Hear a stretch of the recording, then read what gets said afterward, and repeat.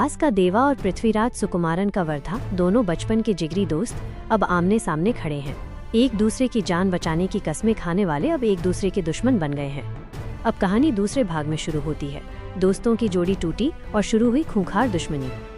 शौर्यांगा पर्व में हम देखेंगे देवा की असली पहचान का खुलासा, क्यों उसे सलाहकार कहा जाता है और उसकी असल ताकत क्या है, ये सब सामने आएगा। वहीं वर्धा को भी पता चलेगा कि उसका दोस्त सिर्फ एक मामूली आदमी नहीं बल्कि एक युद्ध मशीन है। खंसार की सत्ता की लड़ाई में अब देवा और वर्धा दोनों आमने सामने होंगे।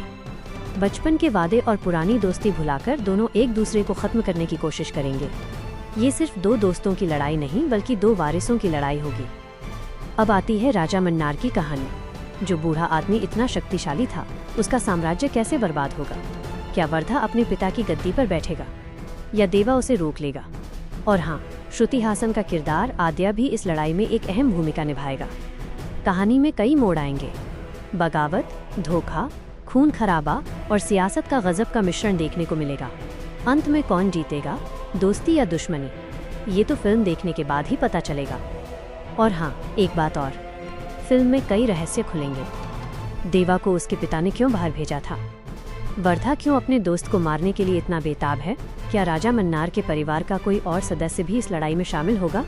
इन सारे सवालों के जवाब हमें शौर्यांगा पर्वम में मिलेंगे और मुझे लगता है कि ये फिल्म पहले भाग से भी ज्यादा एक्शन और इमोशन से भरी होगी। तैयार हो जाओ, क्योंकि खंसार में बहुत बड़ा तूफान आने वाला है।